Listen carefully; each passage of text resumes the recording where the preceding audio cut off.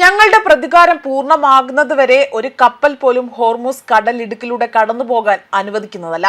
അങ്ങനെ സംഭവിച്ചാൽ അവയെല്ലാം കടലിൽ തന്നെ മുക്കുമെന്ന ഭീഷണിയാണ് ഇറാന്റെ പുതിയ പരമോന്നത നേതാവായ മുജ്തബ ഖൊമേനി ഇപ്പോൾ നൽകിയിരിക്കുന്നത്. ഹോർമൂസ് കടലിടുക്കിലെ കപ്പൽച്ചാൽ അടയ്ക്കുക തന്നെ അല്ലെങ്കിൽ അടച്ചിടുക തന്നെ ചെയ്യുമെന്ന ഭീഷണിയാണ് അദ്ദേഹം മുഴക്കിയിരിക്കുന്നത്. അതേസമയം അന്താരാഷ്ട്ര വിപണിയിൽ അതിരൂക്ഷമായ രീതിയിൽ എണ്ണ വില വർധനവ് അതുണ്ടാകാനുള്ള സാധ്യത തങ്ങൾക്ക് തള്ളിക്കളയാൻ കഴിയില്ല എന്നും വ്യക്തമാക്കുന്നു. അമേരിക്ക ഇസ്രായേൽ അവരുടെ സഖ്യകക്ഷി രാജ്യങ്ങളുമായി ബന്ധമുള്ള കപ്പലുകൾ തങ്ങൾ ലക്ഷ്യം വെക്കുമെന്നും ഇസ്ലാമിക് റവല്യൂഷണറി ഗാർഡ് കോർപ്സിന്റെ വക്താവ് ഇവിടെ എടുത്തു പറയുകയാണ് ചെയ്തിരിക്കുന്നത്.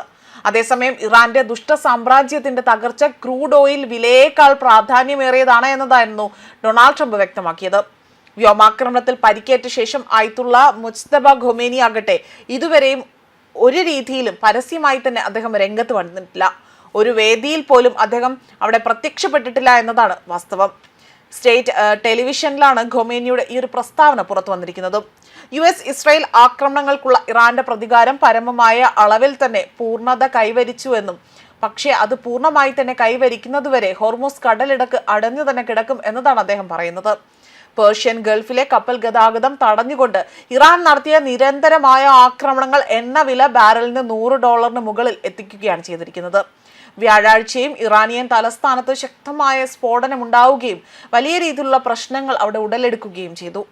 അതേസമയം ഗൾഫ് രാജ്യങ്ങളുടെ സുരക്ഷയും സമാധാനവും മുൻനിർത്തിക്കൊണ്ട് പശ്ചിമേഷ്യൻ മേഖലകളിൽ ഇറാൻ നടത്തുന്ന സൈനിക ആക്രമണങ്ങൾക്കെതിരെ ഐക്യരാഷ്ട്രസഭ വലിയ രീതിയിൽ ഒരു പ്രമേയം പാസാക്കുകയും ചെയ്തിട്ടുണ്ട്.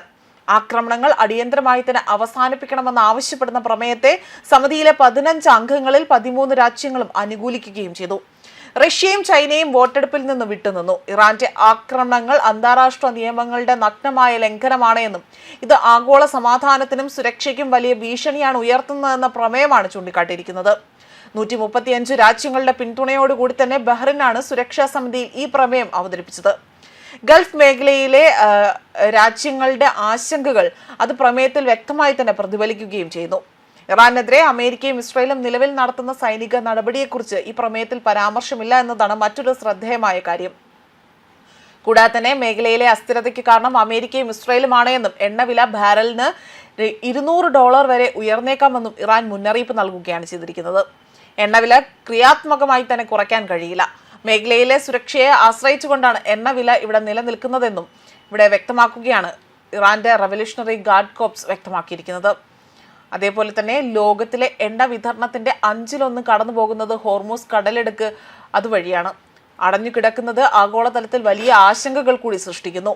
ഫെബ്രുവരി 28-ന് ആരംഭിച്ച യുദ്ധം അത് തുടരാനാണ് വിപണിയിലെ അനിശ്ചിതത്വത്തിന് കാരണമാകുന്നത്. ഒത്തുതീർപ്പിലേക്ക് എത്താത്ത സാഹചര്യത്തിൽ പ്രതിസന്ധി കൂടുതൽ ശക്തമായേക്കും. കടലിടുക്കിൽ അപകട സാധ്യത നിലനിൽക്കുമ്പോൾ പോലും അവിടെ വലിയ രീതിയിൽ കപ്പലുകൾക്ക് നേരെ ആക്രമണം ഉണ്ടായതായും വിലയിരുത്തുന്നുണ്ട്.